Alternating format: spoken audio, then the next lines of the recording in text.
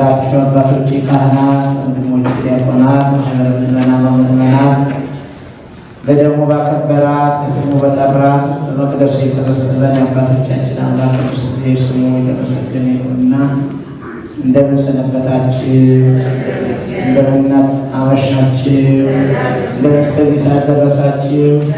ምስጋና የባህሪ ክብሩ የሆነ ቅድመ ዓለም የነበረ ዓለምን አሳልፎ የሚኖር የዘመናት ባለቤት ቅዱስ እግዚአብሔር ስሙ ዛሬም ዘወትርም ለዘላለሙ የተመሰገነ ይሁን። ወጾመ 40 መዓልተ ወ40 ሌሊተ ወእንዝ ወሰዶ መንፈስ ገዳመ ከመ ይትመከር እምኀበ ዲያብሎስ። የትምህርታችን ርዕስ ቅድምና ሐና እዚህ የዘመሩት እንዳጋጣሚ እንደው መንፈስ ቅዱስ አይሳሳትምና 40 ቀን 40 ሌሊት ጾመ ጸለየ። ከዚህ በኋላ የሚፈታተነው መንፈስ ነሳስቶ ወደ ገዳም ወሰደው የሚል ቃል ጌታችን ኢየሱስ ክርስቶስ የተናገረው ሐዋርያው ቅዱስ ማቴዎስ በምዕራፍ 4 ቁጥር 1 ጀምሮ ያሰፈረውን መነሻ አድርገን እንደዚህ ፈቃድ እንነጋገራለን። የሚያስተምር እግዚአብሔር ነው። የሚማር እግዚአብሔር ቤተሰብ ነው። እኔ እዚህ መድረኩ ላይ ሆኜ እናንተ ከላይ ተቀምጣችሁ በጋራ እንማራለን። የቤተ ክርስቲያን መምህሯ ክርስቶስ ነው። አስተማሪው መንፈስ ቅዱስ ነው። የላከው መንፈስ ቅዱስ ሁላችንንም ይግለጥልን። ይህ ቃል ቅዱስ ማቴዎስ በጣም በሚደንቅ መልኩ ነው የጻፈው። ከሐዋርያት ሁሉ ቅዱስ ማቴዎስን ለየት የሚያደርገው በዘር ፍልስጤማዊ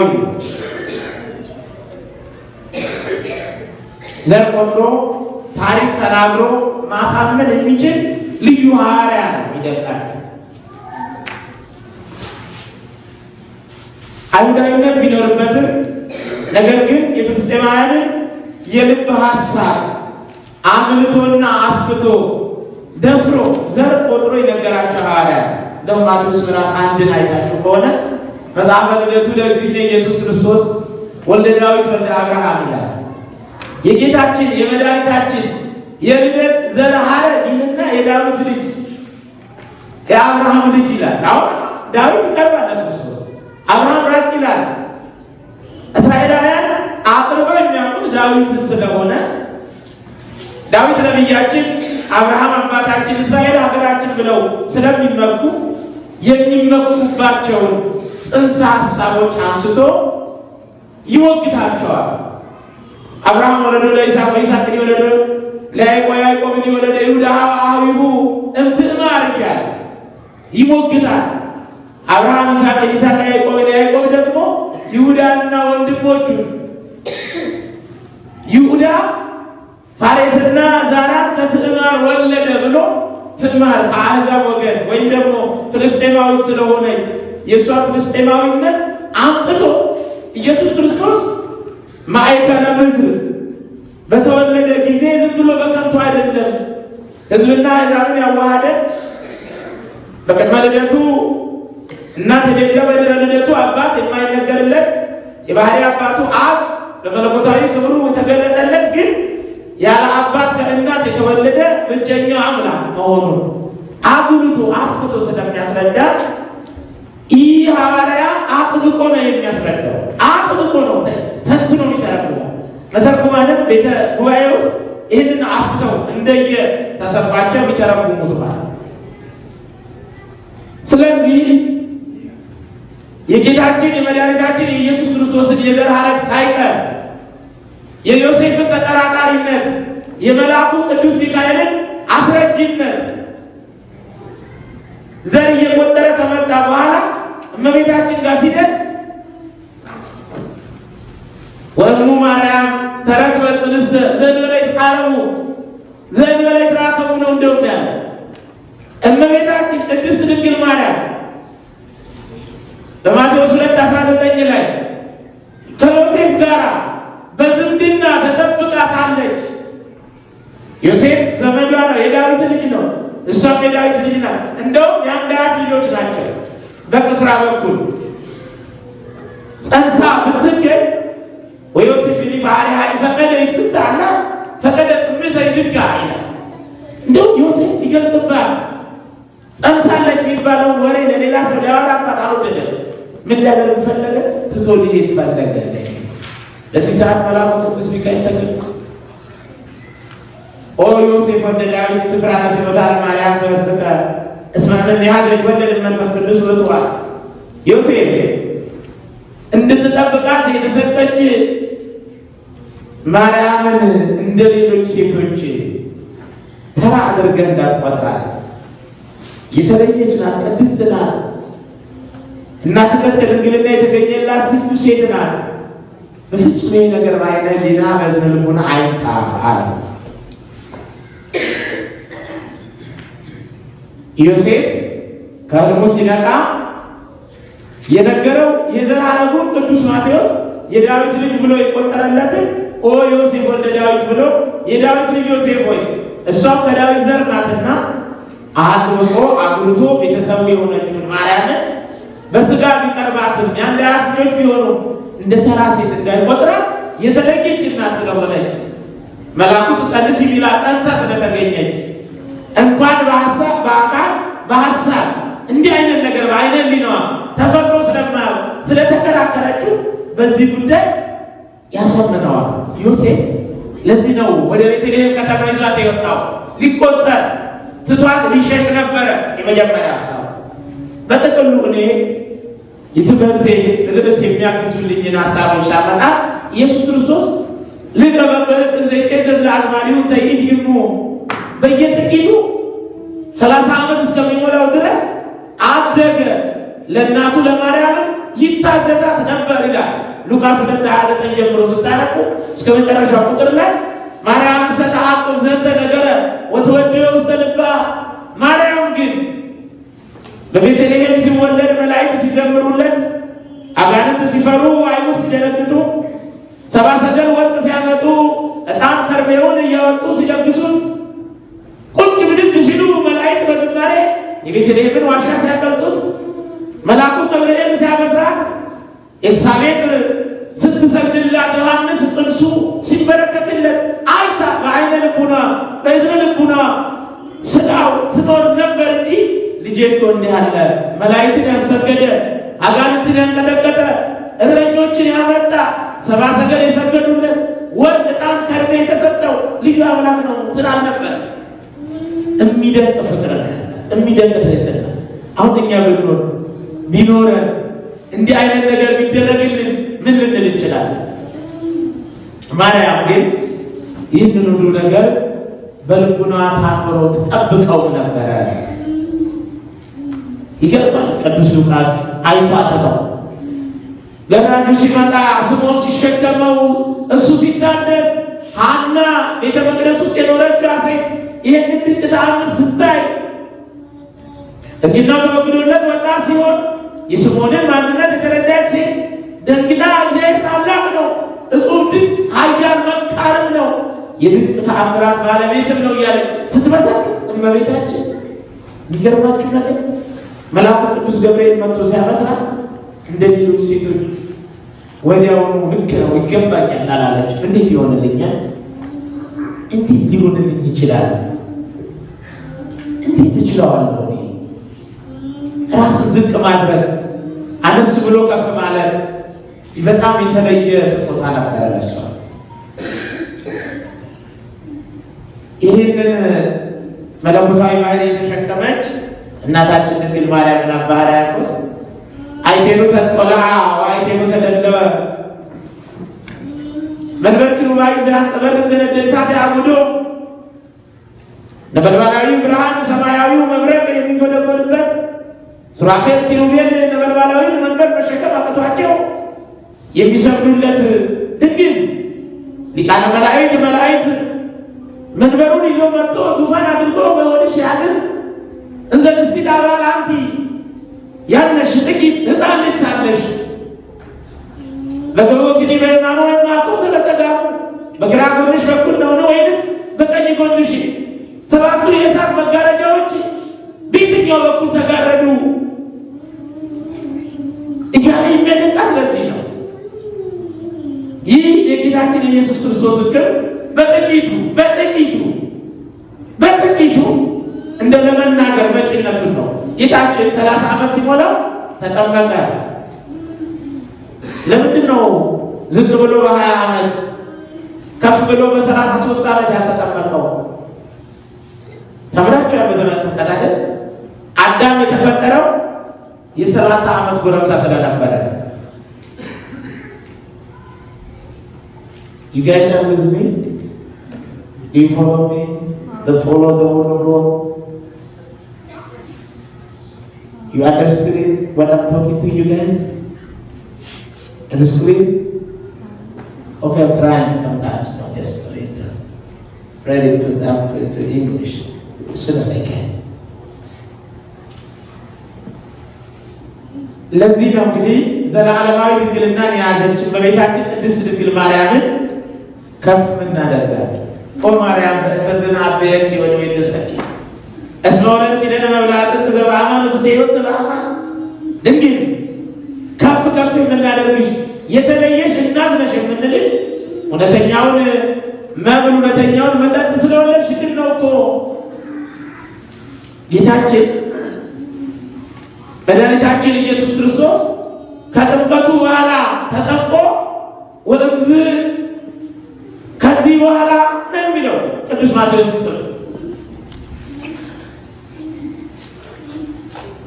ወሰዶ መንፈስ ገዳመ ከመ ይትመከረ ማበ ዲያብሎስ። ከዲያብሎስ ይፈተን ዘንድ ፈታኙ ዲያብሎስ ቀርቦ ጥያቄ ያቀርብለት ዘንድ ወጾመ 40 መዓልተ ወ40 ሌሊት 40 ቀን 40 ሌሊት ጾመ ጸለየ። ጾም ጸሎቱ ሲያበቃ ወደ እሱ ቀርቦ ርቦሃል በል እላንቱ አዕባን ይኩና ህብስተ፣ እኚህ ድንጋዮች ዳቦ ይሁኑ፣ አንተም እኔም እንብላ አለ። These days, bread is very important, and the salary, getting job, having a wonderful payment, whatever it is. If you are in high school or graduated, whatever it is, you can negotiate about your salary. Allah has deal down there. The devil came to Jesus Christ and asked him about the bread. Just make it those stones can be, the bread. You are the Son of God. You are Jesus Christ. You are Lord. You can eat or also I'm eating it. That is a successful word.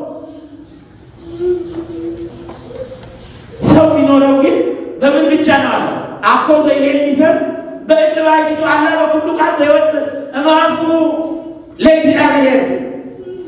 Can we live with water and the food? Do you guys believe? No.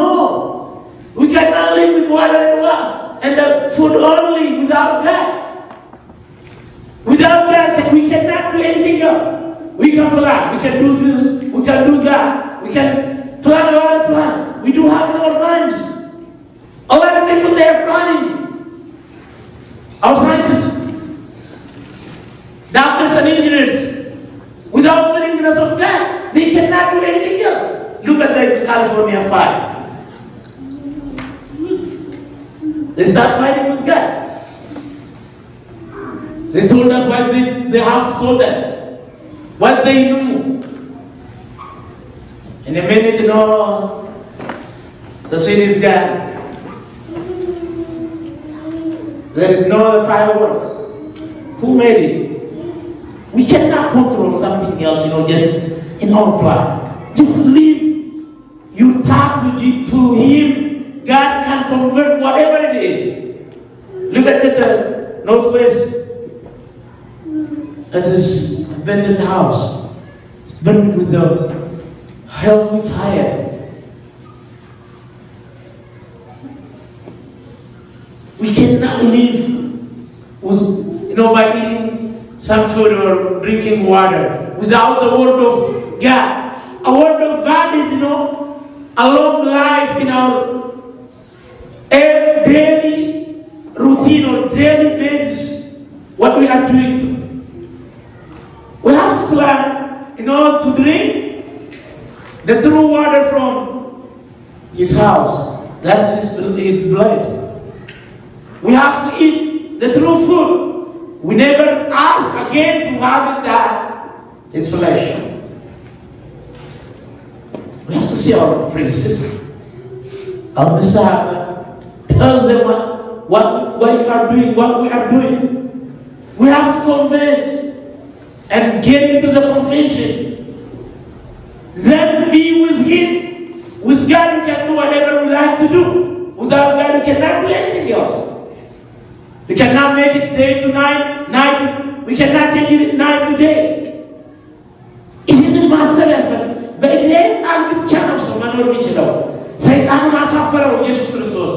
ሰው በእግዚአብሔር ካልታገዘ ከእግዚአብሔር አፍ በሚወጣው ቃል ካልሆነ እግዚአብሔር ካልጠበቀው እግዚአብሔር ዓለምን ካልሰራ ሰራተኛ ነው፣ ከንቱ ይደክማል። Babylon have cyber securities, but they cannot stop that fire. Look at the tornadoes or whatever it is, you know, what Florida looks like now. Of scientists where they are. God is the only protection. No, the only true protection is from God only. Your insurance, you have to sue.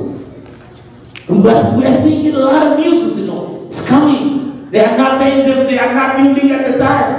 God created this woman beautifully. They created him as also. As a human being, we are grown up. Nobody is not paying to God. Paying for the air we have, for the beautiful world, for the sun, for the snow, even though in Indiana. Do you guys pay anything else? No. Nobody cannot pay. Without God, we cannot do anything else. እግዚአብሔር ብቻ ነው። ለዓይናችን ከፍለናል። ዶክተሮቹ መነጽር ሲያዙልን ብዙ ቢል አለ። ዓይናችን ሞራ ሲገፈፍ ቢል አለብን። ለእግራችን ልክ እንደ መኪና ጎማ ቀይሩ በየጊዜው ብንባል፣ ሰርጅኑ ሲቀጥረን፣ ቀጠሮ ሲተላለፍ፣ ስሮቻችን ሲቆራረጡ እንውላለን። ለህመማችን ፈውስ እንደ ቤተ ክርስቲያን ጸበሏን ባንጠመቅ ባናምን ለምንተነፍሰው አየር ለምንኖረው ኑሮ ለፀሐዩ ክፈሉ ተብለን ቢከፈል ይሄ መብራት ስትጠቀም የሚያስከፍል ይሄ ነው ጠባጭ። ስለዚህ ሰው በእግዚአብሔር ቃል እንጂ በእህልና ውሃ ብቻ አይኖርም ማለት ዲያብሎስ አፈረ። ሁለተኛውን ፈተና አመጣ። ወሰዶስ ደብረ ኢየሩሳሌም አርአዮ ትዕይንተ ዓለም የዓለም ከተሞችን አሳየውና በዚህ ላይ ሁሉ ሾማል አየው አለ። The devil walked to the cities and then he showed him not the real city, and he brought in his mind, look at these cities. We like to move, yes? It's a small city. Oh, we have to move to New York, Chicago, Los Angeles, whatever it is, Atlanta. Look at it. ትልቁን እንመኘዋለን አይደል? ይህ ሁሉ ይጠፋል። ይህ ሁሉ ይጠፋል። እግዚአብሔር አምላክን አትፈታተን ይለዋል። ስለዚህ አትፈታተን ነው። በዚህ ሲሸነፍ ብሩን ወርቁን በሶስቱ ነገር ነው ሊፈትን የመጣው። በምን? በስስት ባለመስጠት ማለት ነው።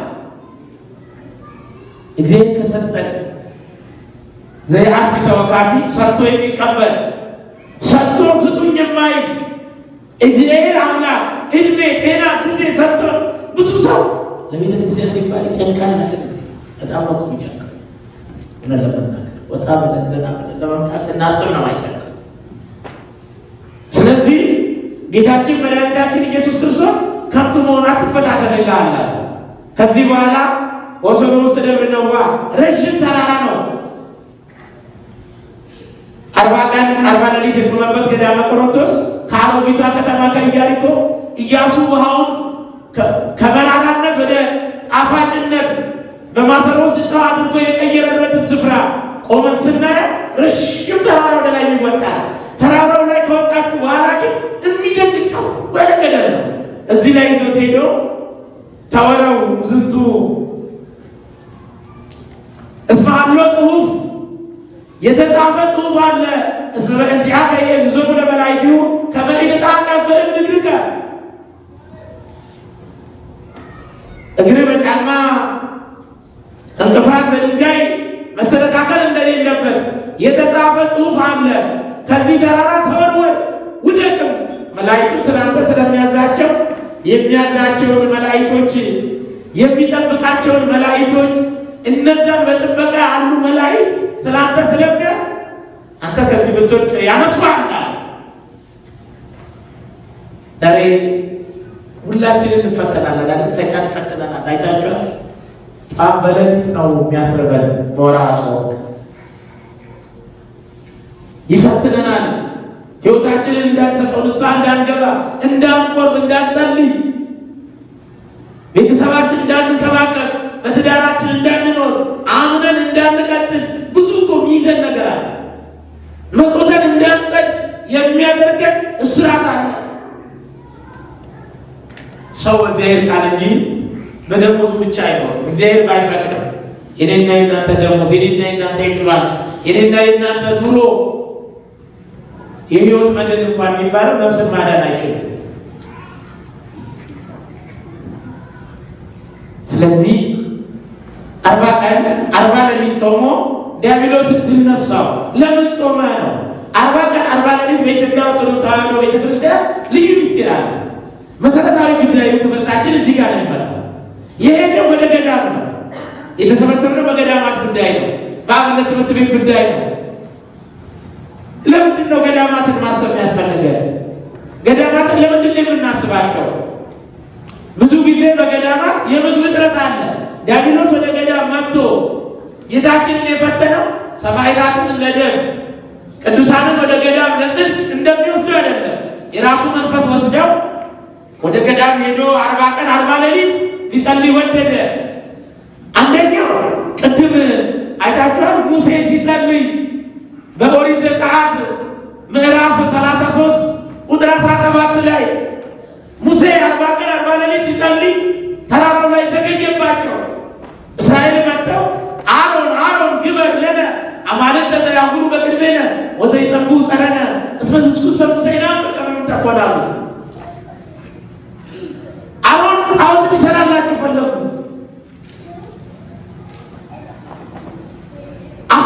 አስቀደሙት። ሙሴ ወንድም ወደ ግብፅ ተመልሶ ባህሩ አስጥመው እንደሆነ በደብረ ሲና ያየህ እሳት አቃጥለው እንደሆነ አናውቅም። እኛ እንፈልግ 40 ቀን ሞልቶናል። በፊታችን የሚሄዱ የምናነጋግራቸው፣ የሚያዩን፣ የሚያዋል የምናያቸው ጣዖታት ያስፈልጉናል። ምዕመናን በፊታችን የሚሄዱ ብዙ አይነት ጣዖታት አለ። ዓለምን መውደድ ጣዖት ነው። ራስን መውደድ ጣዖት ነው። የቤተክርስቲያን ችግር ቀን አለመሆን ጣዖት ነው። ትዳርን አለማክበር ጣዖት ነው። ለልጆች ጊዜ አለመስጠት ጣዖት ነው። አለመስገድ ጣዖት ነው። ዝሙት ነው። ስርቆት ነው። አስራት በኩራትን አለማውጣት ጣዖትን ማምለክ ነው። አስራት በኩራታቸውን አውጡ ሲባሉ እምቢ ይሉ የነበሩ እስራኤላውያን አሮን ቆይ አስቆማቸዋለሁ ብሎ አሰበ። ማስቆማቸው ወርቃቸውን ይወዱታል። ወርቃችሁን ከግብፅ ይዛችሁ የመጣችሁትን የአንገታችሁን ጉትቻ፣ የጆሮአችሁን ጉትቻ፣ አንገታችሁን ሐብል፣ የእግራችሁን የእጃችሁን አንባር አምጡ አላቸው። ፍቅረ ጣዖት አድሮባቸዋልና እየወደቁ መጡ። አንድ ላይ ሰብስቦ እሳት ውስጥ ቢከተው ጣዖት ሆነ። knows about the Ark of Covenant. Moses went to the mountain and he stayed there. He didn't come early when they expected. Moses was there for 40 days. 40 days, unique now under Ethiopian Orthodox Church commentaries. Trubami. 40 ቀን የተለየ ነው።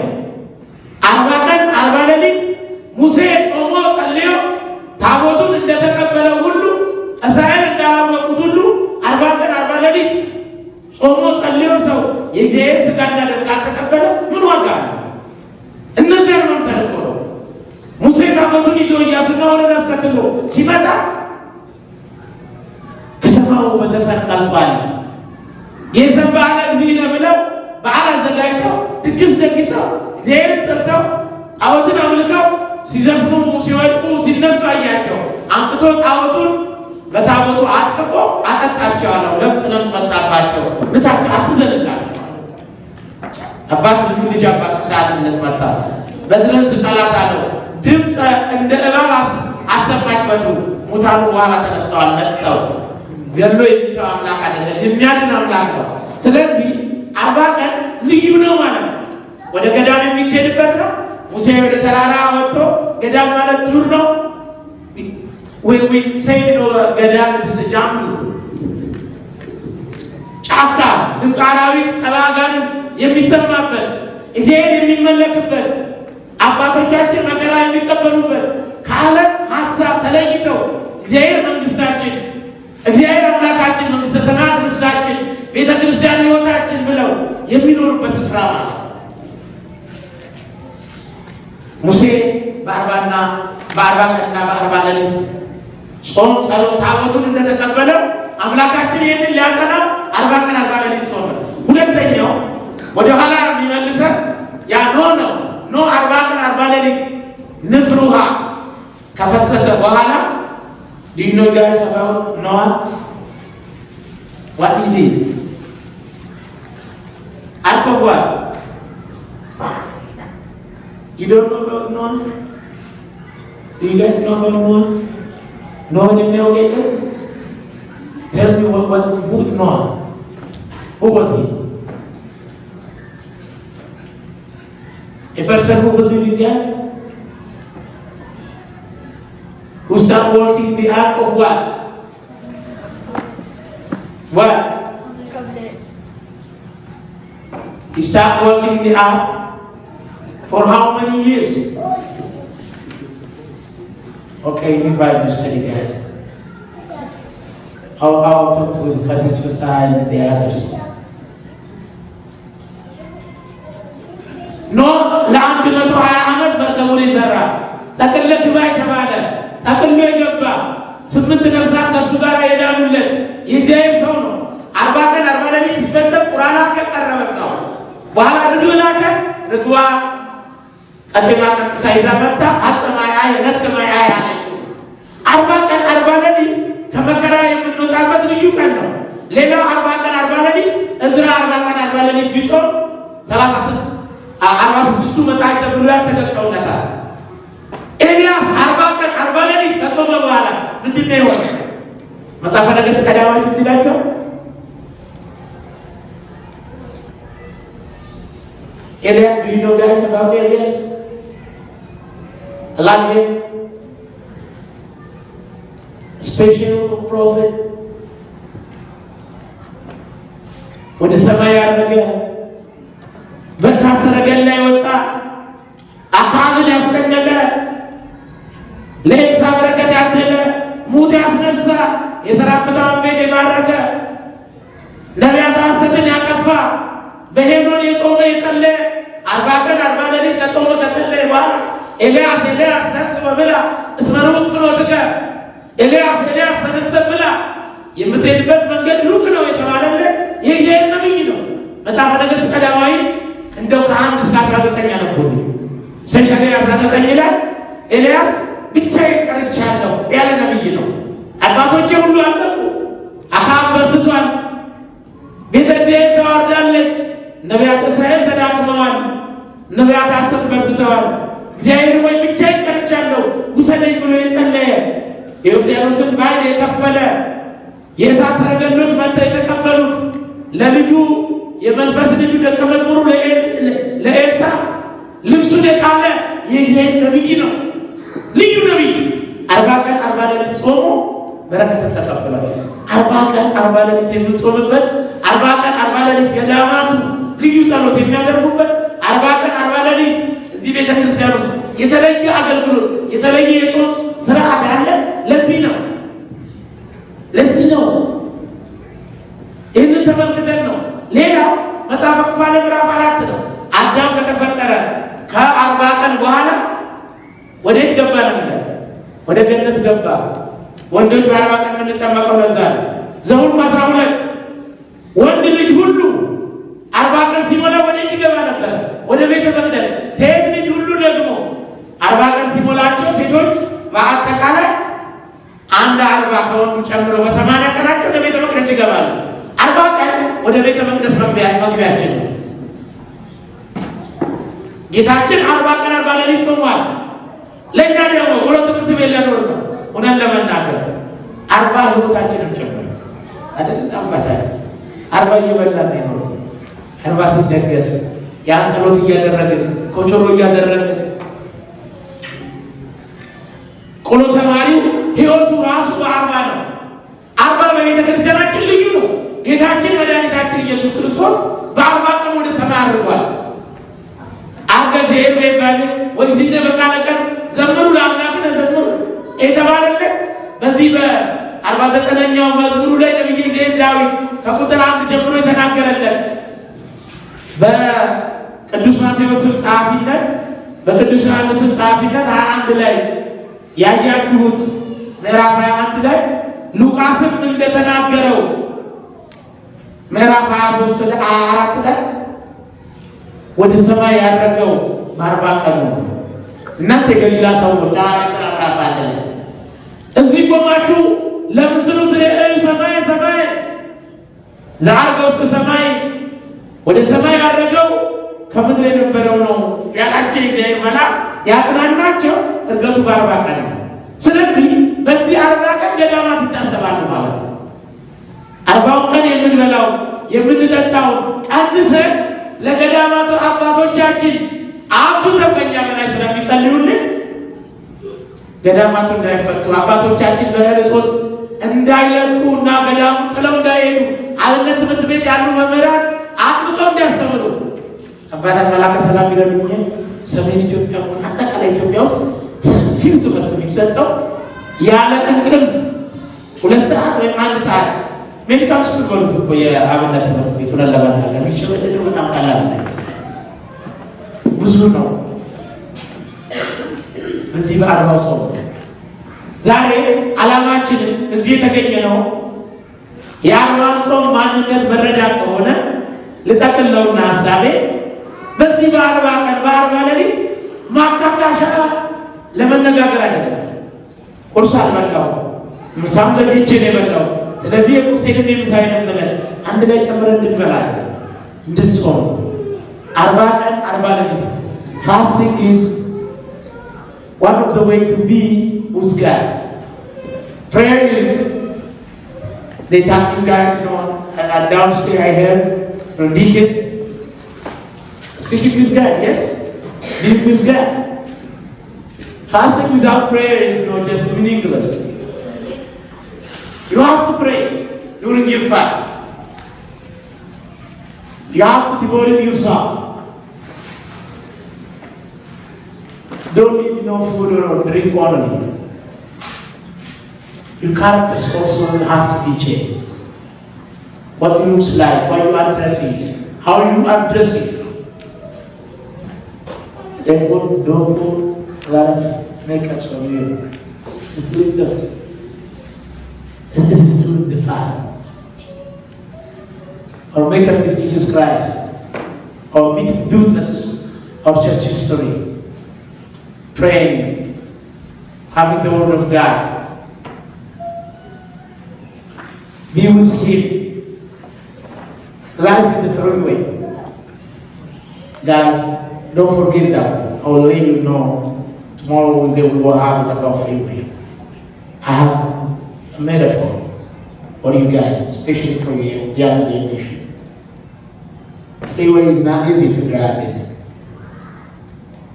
You have to know your exit. You have to know your speed. Unless you can gain, beautiful ticket with $300, $400. That's the easy way. You're gonna be because of accident. It was so hard.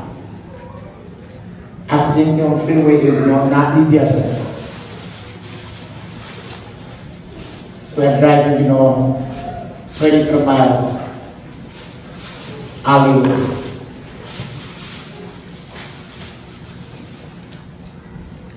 ምንድን ነው የኛ ዓላማ ታዲያ?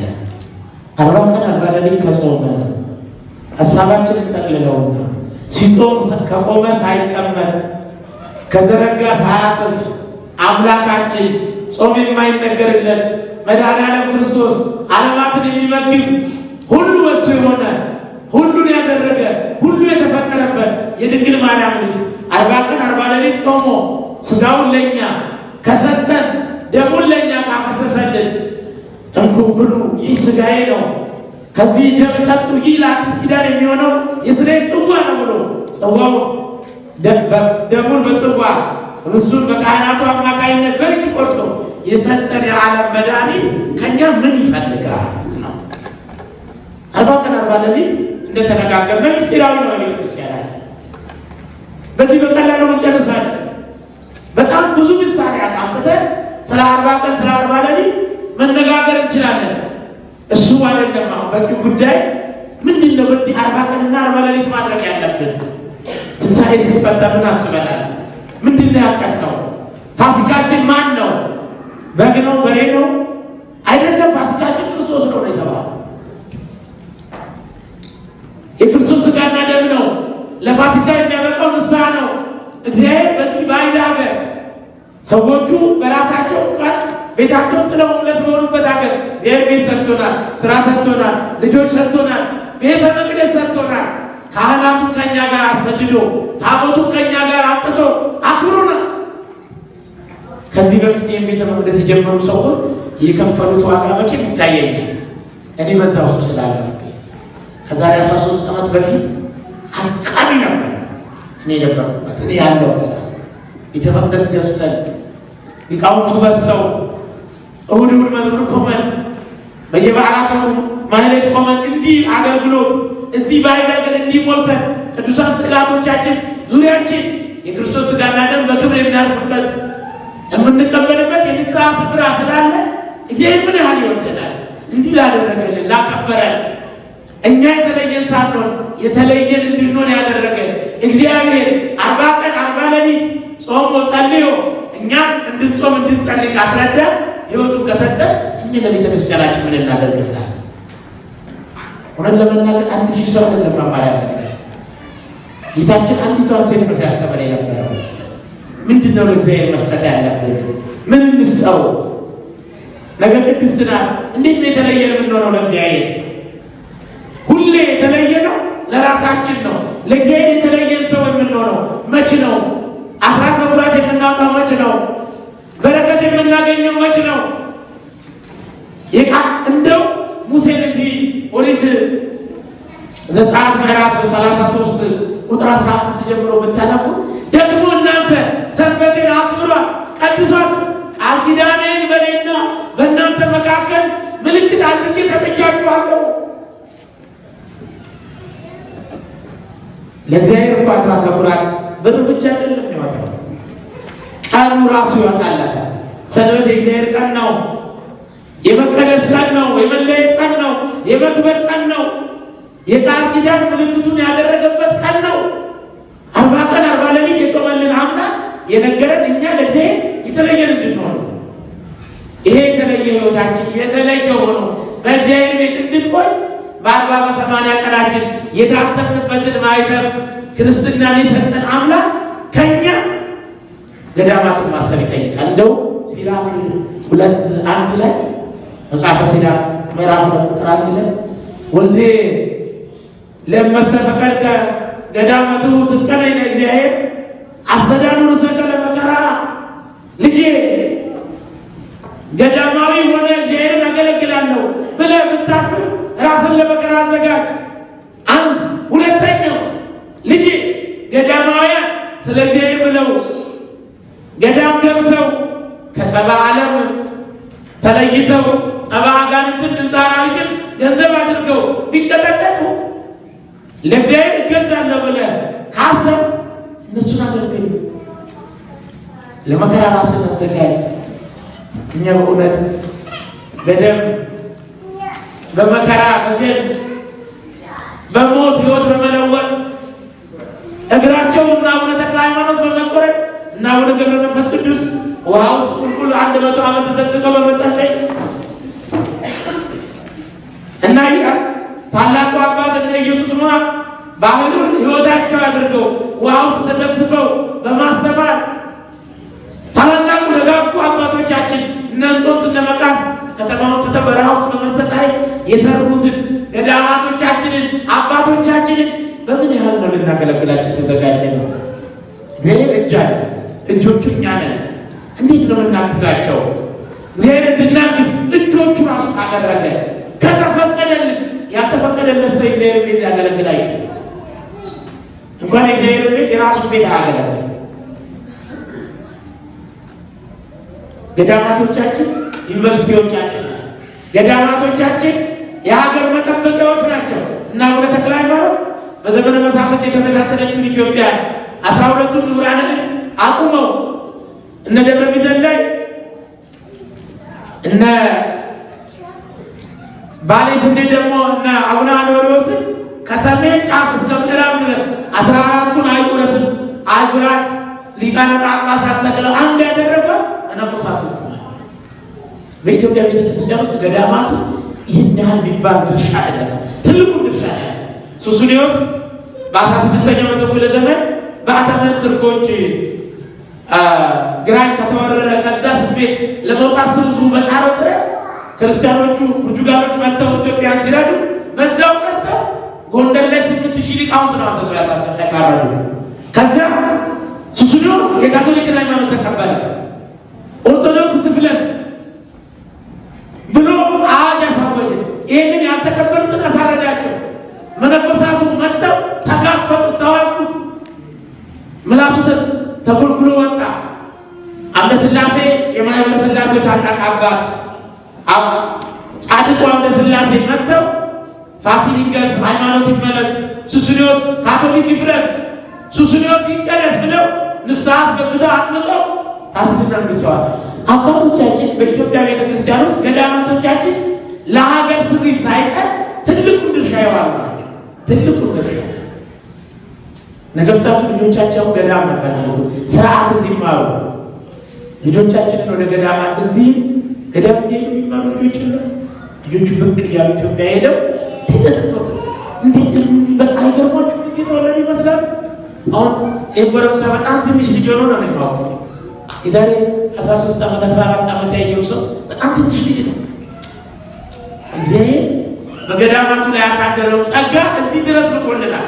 አባታችንን ካህናቱን ዲያቆናቱን ብትጠይቁ ገዳማት ያልገቡ ያልተሳለሙ ያልተማሩ ለገዳማት አገልግሎት ያልሰጡ ካህናት የሉም። ስለዚህ ምን እናደርግላቸው? 40 ቀን 40 ሌሊትን እንዴት እንስማው? የጾምነውንስ እንዴት ነው ለገዳማቱ የምናውለው? ቁርሳችንን እንዴት ነው ለአብነት ትምህርት ቤቶቹ የምንልቀው? እንዴት ነው ልጆቻችን የሚማሩ? ፈተና የበዛባት የኢትዮጵያ ኦርቶዶክስ ተዋሕዶ ቤተክርስቲያን ገዳማቶቿ፣ አብነት ትምህርት ቤቶቿ እየተቃጠሉ ነው።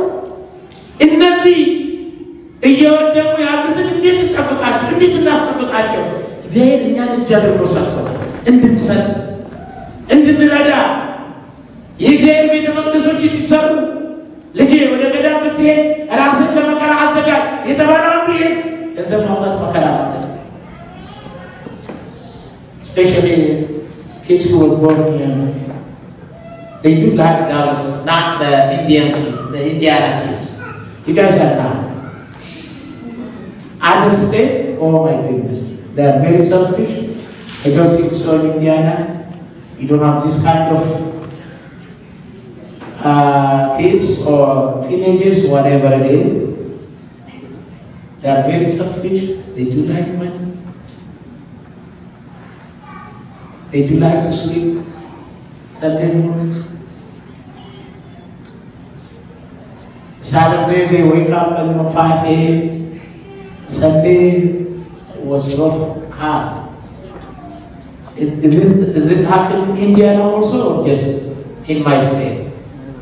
Guys, you wake up every on Sunday? You came here at 3 o'clock, 5, 4, after Qadasi, during Qadasi, in the middle of Qadasi, when our fathers say, you know, Zio Maharana Rasul, and then in my state, they get educated, they think, oh my goodness, if they are in a playground or somewhere else, they are weak.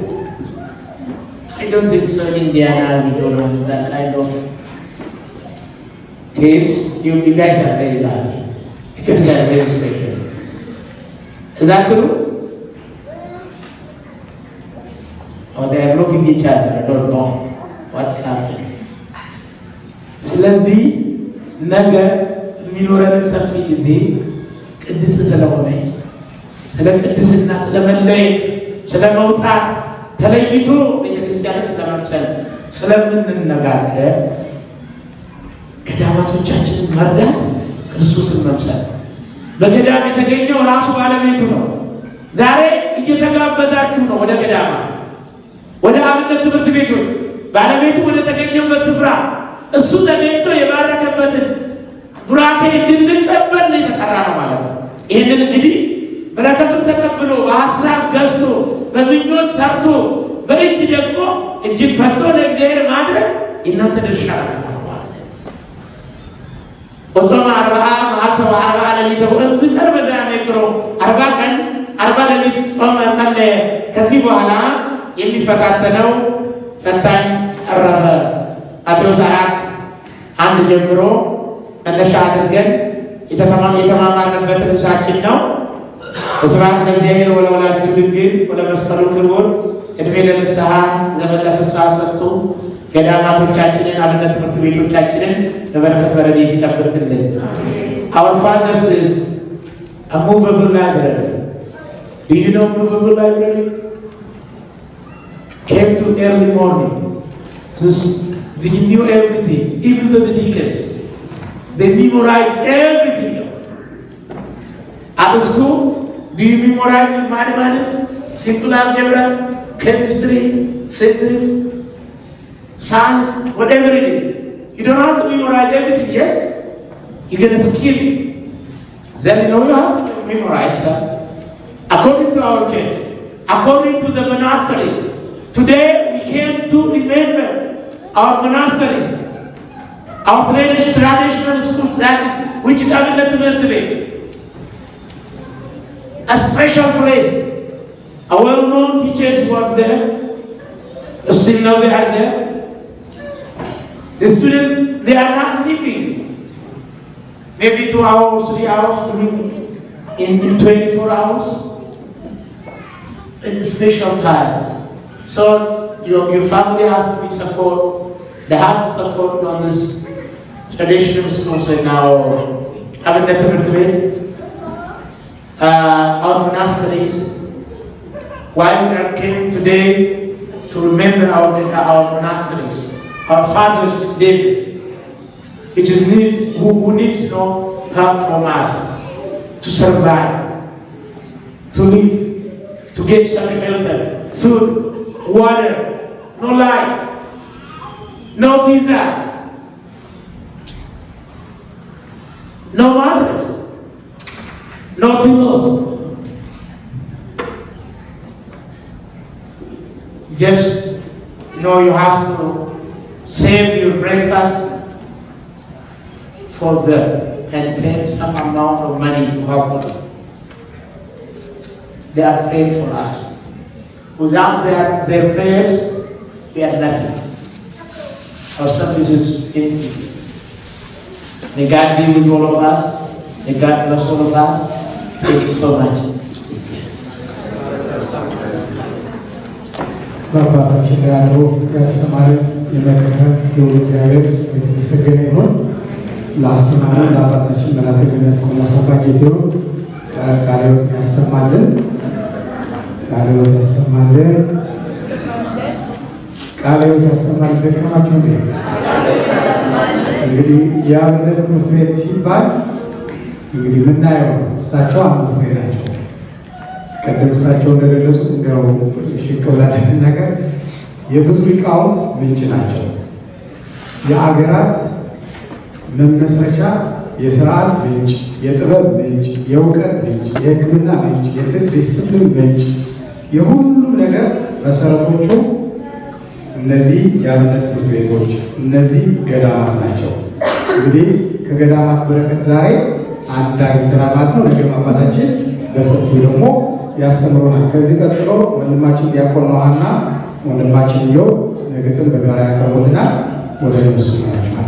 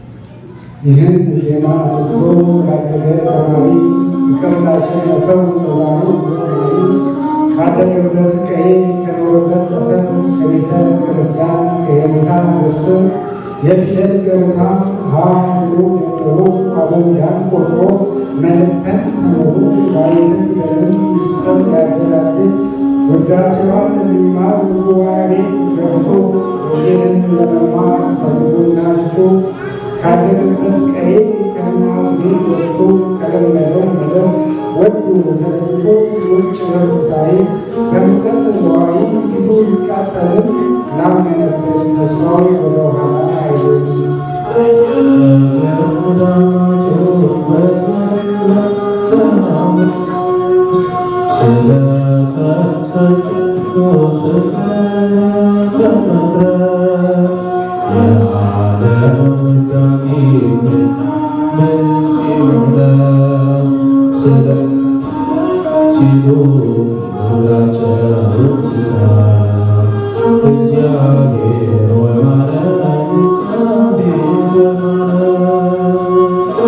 ለአምላኩ ታምኖ ውዳሴዋን ደግሞ ምግብን ፍለጋ ስሟን ተመርጥሮ እንዴት ያለችውን አቅፏን ይዞ ከገበሬው ደጃፍ ከበሩ ዘበኛ ከተናካሽ ውሻ ፊት ለፊት ተፋጦ እንዳይገለን ፈርቶ እንዳይል ቀርቦ ከውስጥ እንዲሰሙት ድምፁ ዘለቅ አድርጎ በእንተ ስማ ለማርያም ብሎ ጠርቶ ለምን ያመጣትን ቁራሽ እሷን ቀምሶ እውቀትን ሊገበኝ ጥበትን ፈልጎ ከታች ቤት ከላይ ቤት ከደብር ደብር ቅኔ ቤት ፍለጋ ቆላ ደጋ ወርዶ መጽሐፍ ደመና ጎጆን ቀድሶ ከአባቶቹም ስም ብሎ ተብሎ ቅዳሴና ድጓ ቅኔውን ቀጽሎ አንተን ማመስገንን የዕለት ሥራ ሆኖ ከሀገር ከቤቱ ከቀዩ መንጎ እናትና አባቱን ቤተሰቡን ትቶ ዘር ቀለም ሳይመርጥ ሁሉ አገር ሆኖ ተብሎ ነበረ እርሱም ሁሉ በየገዳማቱ በየበረሃዎች ስለተሰደዱት በመብረር የዓለም ውዳጌ ምናምንት የሆነው ስለ ፍቅር ሲሉ ክብራቸውን ትተው እግዚአብሔር ሆይ ማረን፣ እግዚአብሔር ሆይ ግና ዛሬ ዘመን ተቀይሮ የኔነቴ በዝቶ በጣሪ ተረስቶ ስራው ተዘርግቶ ካህኑ ሲታረቅ ሲሆን ደብሮ ባዶ ተሜ መድረሻቶ ጎጆውን ተድሎ ከአብነት ትምህርቱ ሊሰደድ ተገዶ የነገው ተስፋችን አባት የሚሆነን ካህን ጳጳስ ሆኖ ቀድሶ ሊያቆርበን በአቱን አፍርሰው ከሀገር ሲሰዱ ሀገር ሰላም ትሁን ብሎ መለመኑ ሊመስላቸው ድካም እውነቱ ይህ ነው። እሱ የሚያመልከው የሰላም አምላክ ነው። ሁሌም በጸሎቱ ሰላም ለሀገራችን ብሎ የሚለምነው የፍቅር ልጁ ነው። ሰላም ነውና ከአምላኩ የተማረው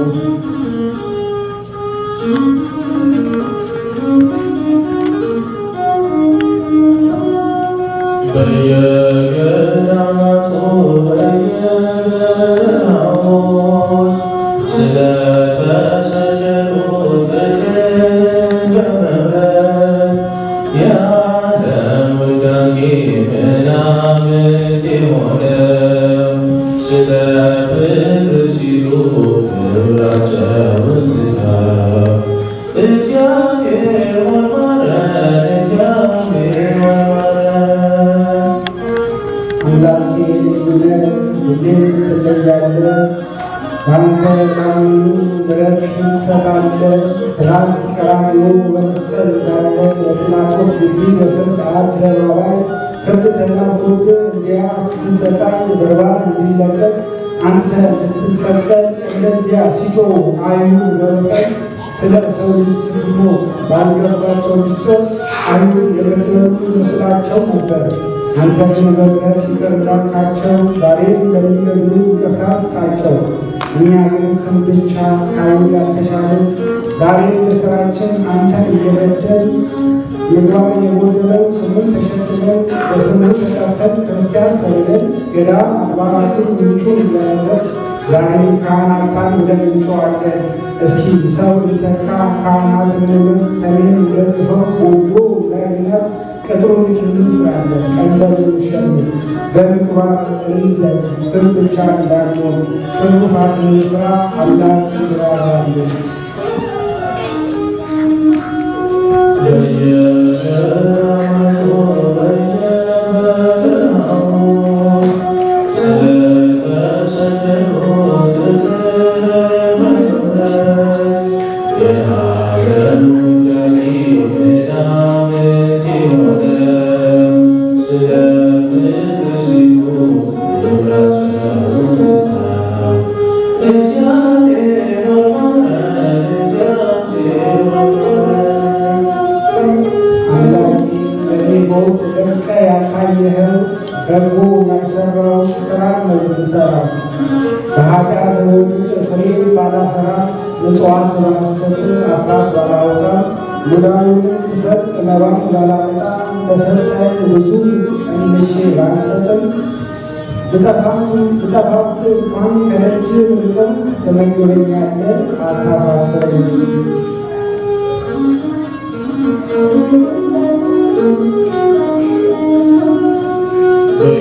በየገዳማቱ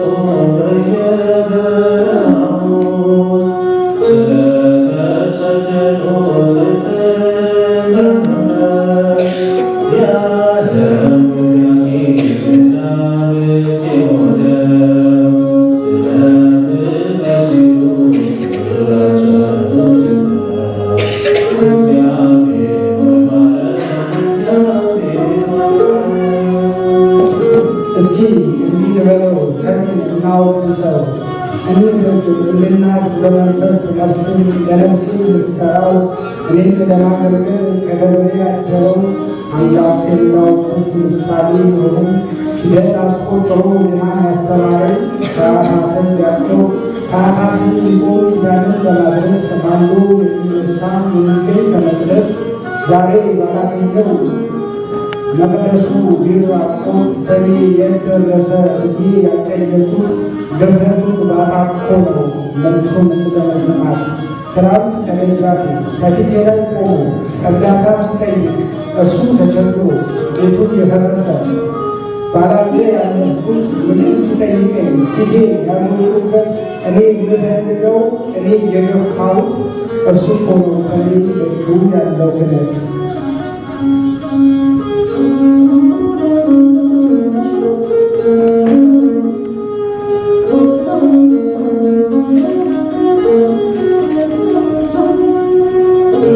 በየገዳማቱ በየበረሃዎች ስለተሰደዱት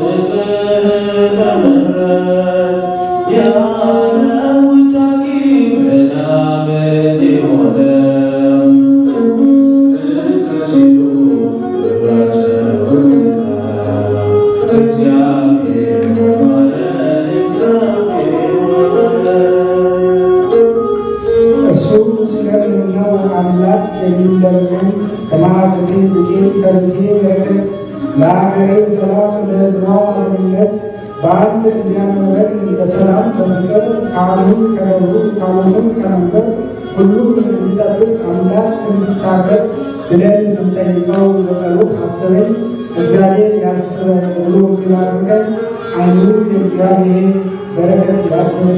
በጥምቀት ልጅነት ጸጋ የምትሰጠን በኃጢአት የምንወድቅ በንስሐ አጠበን ብንሞት እንኳን የምትቀበል ሰርተን ያንተ ጸጋ ብዙ መሆኑን እያወቅኩ ለአንተ ጥያቄ መልስን ነው የነበር ቤትን መስራ ቀለብ እንዳሰፍር አቅሙን ሳላጣ መስጠት የቸገረኝ ዛሬም በአምላኬ ፊት ልጠይቀው ቆምኩኝ። አምላኬ ለምንኩት ብዙ ሊሰጠኝ እንዳልቀበለው እኔ ሰጠው እጄን ገንዘብ ሞልቶት እኔ የተረከብ ለተኔ ጥያቄ ከንፈር ነው የነበር አንተ ግን ልዩ ነህ፣ ሁሌም ትለያለህ። እርሱ የሚሰጠኝ ትመርቀኛለህ፣ ባልሰጠኝ እንኳን ታስታርቀኛለህ። በሰላም ሂድ ብለህ ትባርከኛለህ።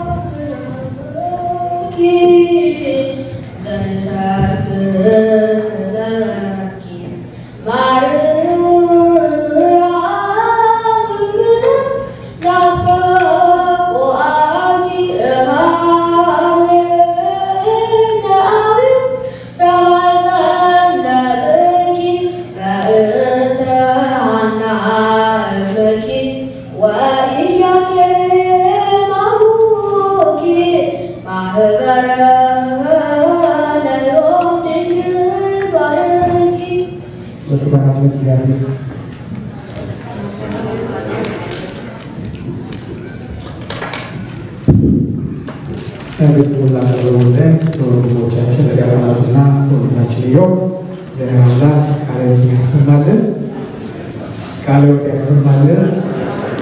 እንግዲህ እንደሰማችኋቸው መጀመሪያ መግቢያ ላይ ዲያቆን ኖሃ የወይን ጽዋ መላእክት የሚለው እንግዲህ ዛሬ ሰዓታቱ ላይ ሊሰሙ ይችላላችሁ። ከጊዜ ከመጣችሁ አንጻር ጀምሮ መግቢያውን የወይን ጽዋ መላእክት ዜማን ያቀረበልን ወንድማችን እየው ደግሞ አጠቃላይ የገዳማትንና የአብነት ትምህርት ቤትን ሕይወት በተመለከተና የእኛን ቁጭት በተለይ የእኛን ቁጭት ነው። ቅድም አባታችን ሲናገሩ እንደሰማችሁ የጥበብ ምንጭ የሆኑት ከምንም በላይ ለመንግሥተ ሰማያት እንበቃ ዘንድ መሪ የሚሆነን ስንቅ የሚሰጡን ገዳማት ጸሎቱ በሉ ትምህርቱ በሉ ሁለመናው በሉ እነሱም ጸልየው አስተምረው እዚህ አድርሰውን እያለ ዛሬ እነሱ ሲፈተኑ አደጋ ሲደርስባቸው በሚዲያ በተለያየ መንገድ እንሰማለን። እኛ ከመስማት የዘለለ ግን በተግባር ምን አድርገናል፣ ምን ሰርተናል፣ ምን ያህል ተራምደናል፣ ምን ያህል አለን ብለናቸዋል ብለን ስናስብ እንደቀደሙት አባቶቻችን እንደቀደሙት እናቶቻችን በተስማ ለማርያም ብለው ሲቆሙ ከሞሰቡ ዝንጥፍ አድርገው ከጎተራው ዛቅ አድርገው በቆና በሰፌድ እንደሚሰጡት ጊዜ አይደለም ዛሬ። ያኔ ከሞሰቡ እንጀራ አውጥቶ ሲሰጡ የመብራት ስም ተጠርቶ ሞሰቡ ውስጥ በረከት የመብራት አውር ይገባል፣ ከጎተራው እግዚአብሔር በረከት ይገባል። ፈተናውን ግን አስቡት። በሀገራችን እነዚህ ተቋማት ከሌሉን የእኛም ሕይወት ፋይዳ የለውም። ካህናት ከሌሉን፣ ጳጳሳት ከሌሉን፣ ሊቃውንት ከሌሉን መንግሥተ ሰማያት እንዴት አድርገን የምንሄደው? ተያይዞ መጥፋት ነው የሚሆነው። መሪዎች ያስፈልጉናል። የመሪዎቹ ደግሞ ምንጭ እነዚህ ተቋማት ናቸው፣ ገዳማትና የአብነት ትምህርት ቤቶች። ከዚህ ቀጥሎ ወንድማችን ዶክተር በላይ አጠቃላይ የገዳማትና የአብነትን ትምህርት ቤቶችን በተመለከተ አጠር ያለ ሪፖርትና ቪዲዮ ያጋራናል። በ2024 የሚሰሩ ስራዎች ቀጣይ በ2025 እና ከዛም በላይ የሚሰሩ ስራዎች ከኛ ስለሚጠበቁ ጉዳዮች ያቀርብልናል። ወደ ወንድማችን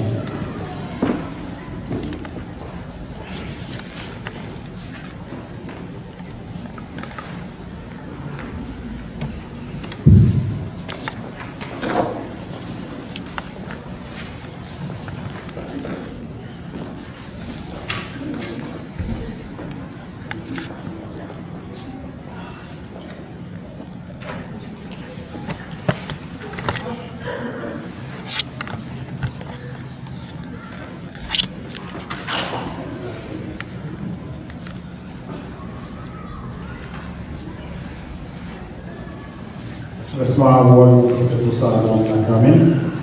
ተከበሩ አባታችን፣ ተከበራችሁ ካህናት፣ ምዕመናት እንደምን አላችሁ?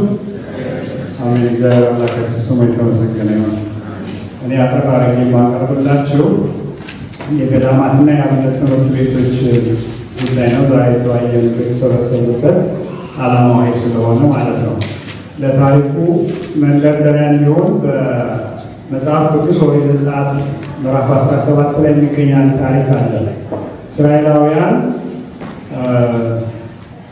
በሙሴ አማካኝነት እግዚአብሔር አዳኝነት ባህረ ኤርትራን ከተሻገሩ በኋላ አማሌቅ ሊወጓቸው መጡ ይላል።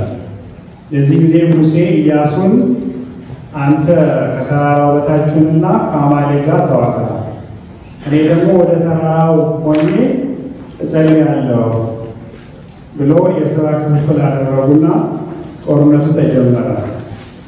ሙሴ እንደምታውቁት መጽሐፍ ቅዱስ ላይ እጆቹ ከባድ ናቸው እና ጦርነቱ ደግሞ ቀኑን ሙሉ የፈጀ ጦርነት ነበር። እጁ ከባድ ከመሆኑ የተነሳ ያንን ግብፃዊ ራሱ በአንድ ጡጫ ስሎ ነው ከመሬት ተቀላቀለው እና መጽሐፍ ቅዱስ ምንድን ነው የሚለን? የሙሴ እጆች ግን ከብደው ነበር። ሙሴ እጁን በሚዘረጋበት ጊዜ እስራኤል ያሸንፉ ነበር። ሙሴ ደግሞ እጁን በሚያስርበት ጊዜ አማሌቅ ያሸንፉ ነበር። ስለዚህ እስራኤል እንዳይሸነፉ ሁለቱ የሙሴ እጆች መዘርጋት ነበረባቸው። ሙሴና ሆር እያን ነው። አሮንና ሆር በግራና በቀኝ ሆነው የሙሴ እጆች ደግፈው እጆቹ ሳይታጠፉ በስተ መጨረሻ ላይ ድል ለእስራኤላውያን ነው። ይህንን ታሪክ ለምንድን ነው ያነሳሁት?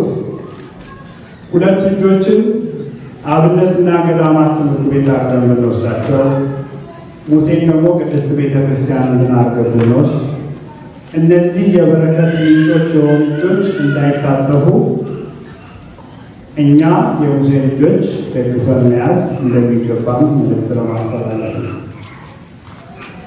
እነዚህ የበረከት እጆች ከታጠፉ ቤተ ክርስቲያን አትኖርም። ሰባቱ ምስጢራተ ቤተ ክርስቲያን የሚፈጸሙት በካህናት ነው። እነዚህ ምስጢራት የሚፈጸም ካህን ከሌለ ቤተ ክርስቲያን አትኖርም።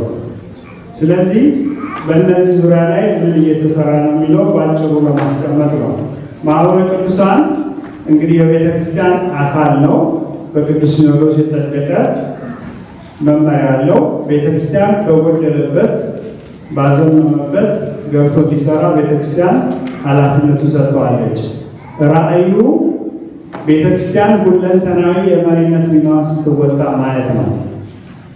በኢኮኖሚው፣ በማህበራዊው፣ በመንፈሳዊው በማንኛውም መልኩ ድርሻዋን እንድትወጣ ማስቻል ነው። ለቤተ ክርስቲያን ተልእኮ መሳካትና ለሕልውና የሚተጋ የተደራጀ ሙሉ ኦርቶዶክሳዊ ርቱ ዘመናዊ ሁለገብ መሪ ትውልድ ማፍራት እና ማሰማራት የማኅበረ ቅዱሳን ተልእኮ ነው። ይህም በቅዱስ ሲኖዶስ የጸደቀ ኃላፊነት ነው። የማኅበረ ቅዱሳን እሴቶች አሉ፣ ግን አንዱን አጉልቼ ማውጣት እፈልጋለሁ። እዚህ ስክሪን ላይ የምትመለከቷቸው መንፈሳዊነት፣ ሙያ አክባሪነት፣ አገልጋይነት፣ ተጠያቂነት፣ ምክንያታዊ ሞጋችነት፣ ይህን የመሳሰሉ እሴቶች አሉት። ከእነዚህ ውስጥ ግን ዋናው እሴቱ ለዛሬ የሚሆነን ተባባሪነት ነው። ተባባሪነት ማለት ማህበሩ የቤተ ክርስቲያን አገልግሎት የሁሉም የቤተ ክርስቲያን አካላት የወጥ ተግባር ነው ብሎ ያምናል። በመሆኑ እንደየጉዳዩ አግባብነት ካላቸው ባለድርሻና አጋር አካላት ጋር በመግባባት በመመካከር እና በቅንነት ለተልእኮ አንድነት ብዙሃ ጸጋን በማክበር አብሮ ይሰራል። ስለዚህ የሚሰራቸው ስራዎች በሙሉ የባለድርሻ አካላትን ትብብር በመያዝ ይሆናል ማለት ነው። ከነዚህም ዋና ዋና ከሚተባበርባቸው ነገሮች ውስጥ አንዱ የገዳማትና የአብነት ትምህርት ቤቶች ነው። ከ1991 ዓ.ም ጀምሮ ከ155 በላይ ፕሮጀክቶችን ተግባራዊ አድርጓል። በገዳማት ዙሪያ ላይ ማለት የከብት እርባታ ሊሆን ይችላል፣ የመኖ የንብ ማነብ ሊሆን ይችላል፣ ሌሎች ፕሮጀክቶችም ሊሆን ይችላሉ። የአብነት ትምህርት ቤት ግንባታም ሊሆን ይችላል። በተጨማሪም ደግሞ ተተኪ የቤተክርስቲያን አገልጋዮችን ለማፍራት በ169 ትምህርት ቤቶች የሚገኙ 229 መምህራንና ወደ 2000 ለሚደርሱ ደቀ መዛሙርት በዓመት 10 ሚሊዮን ብር በላይ ወጪ እያደረገ የገንዘብ ድጎማ እያደረገ ይገኛል። እንግዲህ ከ26 ዓመት በላይ ይሆናል ማህበሩ ከተቋቋመ 32 ዓመት ሆኖታል። አሁን በኢንዲያና የሚገኘው የማህበረ ቅዱሳን ቅርንጫፍ የኢንዲያና ኖስ ማዕከል ወይም ግንኙነት ጣቢያ ይባላል። ባለፈው ዓመት ይህንን እንግዲህ ገዳማት የመደገፍ ስራ ከጀመር ከ2017 ጀምሮ ነው የሚሆነው። ባለፈው ዓመት የሰራናቸው ስራዎች እዚህ ጋር እገልጻለሁ። በዋናነት በ2024 ዓመተ ምህረት የምስራቅ ወለጋ ሀገረ ስብከት ምስካበ ቅዱሳን ዑራኤል ዘዋልድባ ገዳም አብነት ትምህርት ቤት ማቋቋሚያ ፕሮጀክት እሱ ላይ ነው ፎከስ አድርገን ሲሰራ የነበረው። በዛ ዙሪያ ላይ ፕሮጀክቱ የሚተገበር የነበረው የተተገበረው ነቀምት ምስካበ ቅዱሳን ዑራኤል ቅዱስ ዑራኤል ወይ አባ ሳሙኤል ገዳም የአብነት ትምህርት ቤት ግንባታ ነው። ምስራቅ ወለጋ ነው የሚገኘው በነቀምት ከተማ። ፕሮጀክቱ የተጀመረበት በ2016 ነው። ፍጻሜውን ያገኘው በ2017 ነው። በተደረገው ርብርብ 100% ለማጠናቀቅ ችሏል። የፕሮጀክቱ አስፈላጊነት ስንመለከተው በሀገረ ስብከቱ ላይ 382 አብያተ ክርስቲያናት ይገኛሉ። ከነዚህ አብያተ ክርስቲያናት ውስጥ 14% ወይም 55ቱ ምንም አገልጋይ የላቸው፣ አገልግሎት አይሰጥባቸውም፣ ተዘግተዋል ማለት ነው። እንዲሁም ደግሞ 300ዎቹ 78.5%ቱ አገልጋይ ያልተሟላባቸውና በክፍል አገልግሎት የሚሰጥባቸው ናቸው። ወይ በዓመት አንዴ ሊሆን ይችላል፣ ወይ በዓመት ሁለቴ ሊሆን ይችላል፣ አገልግሎት የሚሰጥባቸው ናቸው። ከዛ ውስጥ 7% ብቻ ናቸው የተሟላ አገልግሎት የተሟላ ቀሳውስትና ዲያቆናት ያላቸው። ስለዚህ የሚያሳየው በቋንቋ በአካባቢ ቋንቋ ሊያገለግሉ የሚችሉ የአብነት የቤተክርስቲያን አገልጋዮችን ለማፍራት እንዲያስችል ከችግሩ አንጻር ይህ ፕሮጀክት አስፈላጊነቱ ታምኖበት ማህበረ ቅዱሳን ይህ ፕሮጀክት መደጎም መተግበር እንዳለበት ስለታመነበት ከሀገረ ስብከቱ ጋር ተነጋግሮ ይህ ፕሮጀክት ተጀምሯል ማለት ነው። በአንዴ 40 የአብነት ተማሪዎችን ማስተማር የሚያስችል የጉባኤ ቤት ግንባታ ፕሮጀክት ነው ይህ ፕሮጀክት። ከዛ በተጨማሪ በዘመናዊ በሆነ መልኩ የአብነት ተማሪዎችን ተምረው ለአገልግሎት ብቁ እንዲሆኑ የማድረግ ስራ ይከናወንበታል ማለት ነው። መሰረታዊ የሃይማኖት ትምህርት ከመማር በተጨማሪ የስብከት ለሌላ ልዩ ልዩ የአቅም ማጎልበቻ ስልጠናዎች የሚሰጥበት ቦታ ለማድረግ ነው ይህ ፕሮጀክት የተከፈተው ማለት ነው። የፕሮጀክቱ ግብ ቀሳውስትና ዲያቆናት በማፍራት የተዘጉ አብያተ ክርስቲያናት እንዲከፈቱ፣ ያልተሟሉ አገልጋዮች ያሉባቸው ቦታዎች ላይ ደግሞ የተሟላ አገልግሎት እንዲሰጥ፣ ተገቢውን ምዕመናን ተገቢውን አገልግሎት እንዲያገኙ ማስቻል ነው። ባለፈው ዓመት እንደተናገርነው ይህንን ስዕል እዚህ ላይ የምትመለከቱትን አሳይተናችሁ መደገፍ እንድትፈልጉ ብለን ባደረግነው ግንዛቤ ማስጨበጫ መርሃ ግብር ላይ በፊት ሲደግፉ ከነበሩት የተወሰነ ተጨማሪ ሰው በመገኘቱ ይህ ፕሮጀክት ዘንድሮ ለመጠናቀቅ በቅቷል ማለት ነው። እዚህ ጋር የምትመለከቱት እዚህ ስዕሉ ላይ ከዚህ በኋላ ማሳያችሁ ስዕል ላይ ፕሮጀክቱ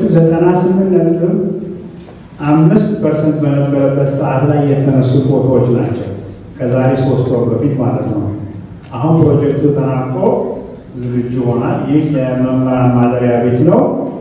ይህ ደግሞ የጉባኤ ቤት ነው። እዚህ ጋር የምትመለከቱት የተማሪዎች ማደሪያ ቤት፣ የመመገቢያና የዕቃ ቤት፣ የማብሰያ ቤትና ባህላዊ ምድጃ፣ የመጸዳጃ ቤት እንዲሁም ደግሞ የውሃ ታንከር ማስቀመጫ ቦታዎች ናቸው። ወጪ የተደረገበትን ስትመለከቱት ወደ 8.4 ሚሊዮን የኢትዮጵያ ብር ወጪ ተደርጎ ነው ይህ የጉባኤ ቤት ወይም የአብነት ትምህርት ቤት ፍጻሜውን ያገኘው ማለት ነው።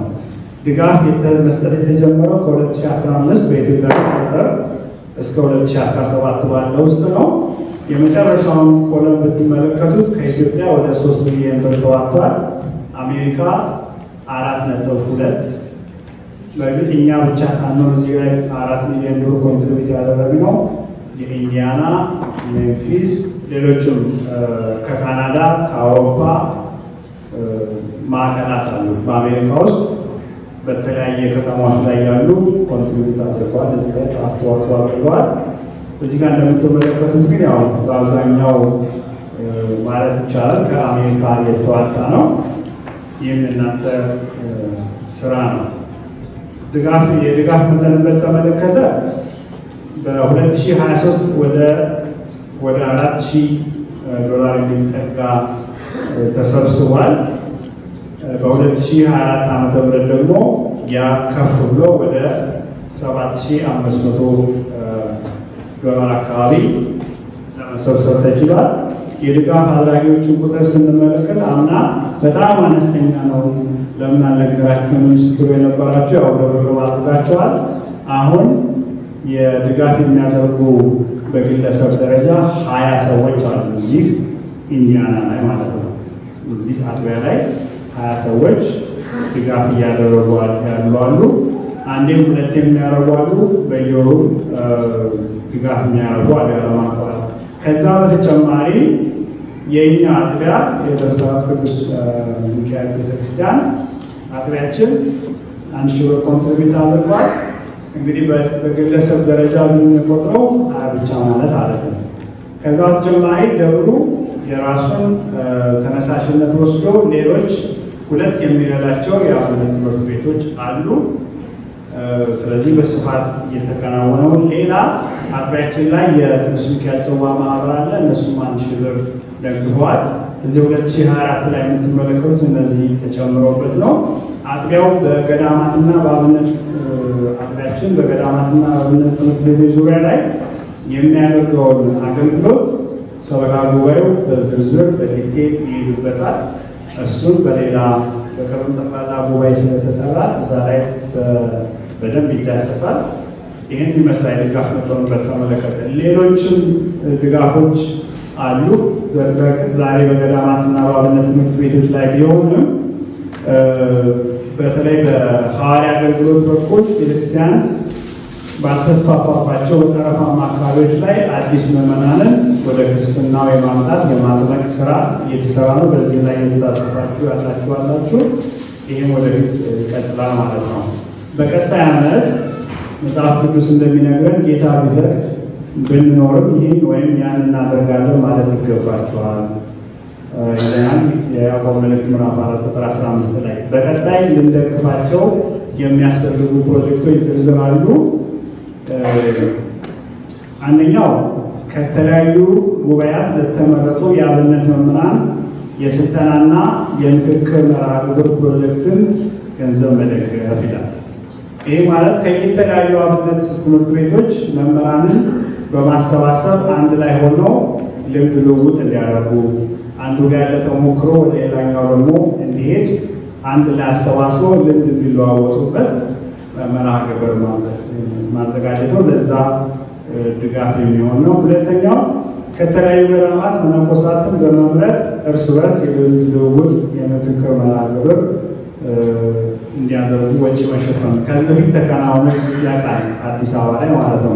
ከተለያዩ የአብነት ትምህርት ቤት መምህራንን በመጋበዝ አዲስ አበባ ላይ መጥተው በዋናው ማዕከል ማህበረ ቅዱሳን ተገኝተው እርስ በርስ ልምድ ሊለዋወጡ የሚችሉበት ማለት ነው። ይሄ እንደ ሊቃውንት ጉባኤ ብላችሁ ቁጠሩት።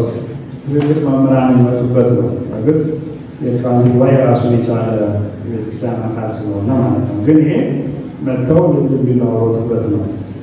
ሶስተኛ ላይ የምናገኘው በትግራይ የሚገኙ ገዳማትና አብነት ትምህርት ቤቶች ድጋፍ በማድረግ ማጠናከር ይላል።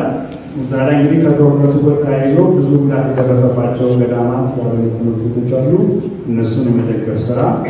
በአራተኛ ደረጃ በአሶሳ ሀገረ ስብከት አምባ ሐመረሎ ቅድስት ኪዳነ ምሕረት ገዳም አብነት ትምህርት ቤት ግንባታ ፕሮጀክትን ለደጋፊዎች በማስተዋወቅ ድጋፍ ማሰባሰብ። ይሄ $50,000 የሚደርስ ፕሮጀክት ነው። እዛ ላይም ድጋፍ ማድረግ እንደ ምርጫችን ማለት ነው ይቻላል። ሌላው በከፋ ሀገረ ስብከት ቦንጋ አብነት ትምህርት ቤት ግንባታ ፕሮጀክት። አሁን እነዚህ በተለይ በጠረፋማ አካባቢ በአሶሳ እንዲሁም ደግሞ በጅማ አካባቢ ያሉት በተለያየ ቋንቋ ማስተማር የሚችሉ ወጣቶችን ሰብስቦ የማስተማር ሄደው ደግሞ አገልግሎት እንዲፈጽሙ በቋንቋቸው እንዲያስተምሩ ማድረግ ማስቻል ስለሆነ እነዚህ ፕሮጀክቶች ለእኛ ድጋፍ የእኛን ድጋፍ እንደሚፈልጉ ቀርበውልናል። ከዚህ ውስጥ በመምረጥም ሊሆን ይችላል ወይም ደግሞ ከእኛ ጋር ተገናኝታችሁ በምትፈልጉት መጠን ማዘጋጀት ይቻላል። ለዝርዝሩ ወደፊት የምናየው ነው የሚሆነው። ግን እስካሁን ባለው ሁኔታ የደገፍናቸው ፕሮጀክቶች በአብዛኛው ተጠናቅቀዋል። ይህን ይመስላል። ከዚህ ቀጥሎ የደገፍናቸው አብነት ትምህርት ቤቶችና ገዳማት በተመለከተ የ11 ደቂቃ ቪዲዮ አለ። እሱን ወንድማችን ዳዊት ያሳየናል። ወደዛ እንሄዳለን። ሁሉም ተብሏል። የሰማነው በልቡናችን ያሳድርብን ነው የምንችለው። አባታችን ካስተማሩ ትምህርት ጀምሮ እስካሁን ማለቂያ ድረስ የሰማነው ጋር ትምህርት ነው። የተማርነውን የሰማነውን በልቡናችን አሳድሮብን ስሎብን ለተግባራዊነቱ የምንወጣ የምንደክም ያድርገን የምንተጋ ያድርገን ነው የምንችለው። እንደተባለው እንግዲህ አብነት ትምህርት ቤትም ገዳማትም የዚች ቤተክርስቲያን መሰረቶች ናቸው። እንደተባለው የዚች ቤተክርስቲያን ህልውና ይቀጥል ዘንድ የአብነት ትምህርት ቤቶችና ገዳማት አስፈላጊነታቸው ከምንም በላይ የምንረዳው እኛ እዚህ ያለ ነው፣ በስደት ያለ ነው። ቀደም ባለው ጊዜ የነበረንን አገልጋዮች እናውቃለን አይደለም? በምን ያህል አገልጋዮች እንገለገል እንደነበረ የአገልጋዮች እጥረት ምን ያክል እንደነበረ እንረዳለን። አሁንስ እግዚአብሔር ይመስገን ግን አሁንም የሚቀረን አገልጋይ አለ። ያ ከየት ነው የሚመጣው? ከአብነት ትምህርት ቤቶችና ከገዳማት ነው። እግዚአብሔር ይመስገን አሁን ባለንበት ወይም አሁን ለምንገኝበት ደረጃ ላደረሰን አምላካችን ክብር ምስጋና ይድረሰው። ስለዚህ የአብነት ትምህርት ቤቶችና ገዳማትን መደገፍ የቤተ ክርስቲያኗ የህልውና ጉዳይ ነው ማለት ነው። ወይም ምዕመናን ህልውናቸውን የሚያስጠብቁበት ነው። በተለይ ኦርቶዶክሳውያን ማለት ነው ብዬ የምወስደው። በሌላው አንጻር ደግሞ ስናይ እንደው ምናልባት በማህበሩ ይሁን በሌላ አካባቢ ሊሰሩ ይገባቸዋል ብዬ ከማምንበት ይህን ማስጠበቁ እንዳለ ሆኖ እንደዚህ ተደክሞባቸው ገንዘብ ተዋጥቶባቸው የተማሩ ደቀ መዛሙርት መዳረሻቸው የት ነው? መዳረሻቸው የት ነው? በእውነት ነው የምላችሁ ድጓውን ጾመ ድጓውን አራቱን ጉባኤያት በጭንቅላታቸው ተሸክመው ስራ አጥተው ሲጋራ የሚያዞሩ ሊቃውንት አሉ። ሌላ ፕሮጀክት ለእንደዚህ አይነት አባቶች መቀረጽ አለበት ብዬ አስባለሁ። ይሄ ምናልባት የኔ ሀሳብ ብቻ ሊሆን ይችላል፣ ግን ይህም ካልታሰበበት ዛሬ የምንደግምባቸው መምህራንና ሊቃውንት ነገ መዳረሻ ከሌላቸው ድካማችን ከንቱ ነው ማለት ነው። ምናልባት እስካሁን ታይቶ ሊሆን ይችላል፣ ካልታየ ግን መታየት አለበት ብዬም አስበው ትልቁ ስራ ደግሞ ይሄ ሊቃውንት በብዙ ምዕመናን ድካም ራሳቸውንም ሰውተው ተምረው ወደ ሊቃውንትነት ደረጃ ደርሰው ቤተ ክርስቲያን በሚገባቸው ደረጃ ተቀብላ ቦታ ማሰጣቸው ከሆነ የኔ ቢጤ ዱርዬ ቤተ ክርስቲያኗን የሚረከባት ከሆነ እነዚያ ደግሞ ወጥተው ወርደው ከውሻ ጋር ታግለው የሰው እጅ ጠብቀው የተማሩ ሊቃውንት በየጎዳናው እንዳልኳቸው ሲጋራ የጠቀስኩት የወረደ ከኛም ጋር ለማየት ስለሆነ የሚያዞሩ ሊቃውንት አጋጥሞኛል። እነዚህ ሁሉ ሊታሰብባቸው ይገባል። በሌላው አንጻር እነዚህም ሊታሰቡ ይገባል። አሁን ለምንሰራቸው የአብነት ትምህርት ቤቶች እንዲወጡ ነው ከአብነት ትምህርት ቤቱ ከወጡ በኋላ መዳረሻቸው የት ነው የሚለው አብሮ ቢታሰብበት ጥሩ ነው ብዬ አስባለሁ። እግዚአብሔር አምላካችን በእውነት እዚህ ያደረሳትን ቤተክርስቲያን እስከ ወዲያኛው ድረስ አይተዋትም። ግን እኛ የደርሳችንን በመወጣት በረከት እናገኛለን። አገልግሎታችን ይሰፋል። እግዚአብሔር በሁሉም ነገር ይላል። በመካከላችን ተገኝተው አገልግሎታችንን ላገዙት አባታችን ረጅም ዕድሜ ከጤና ጋር ይስጥልን። እግዚአብሔር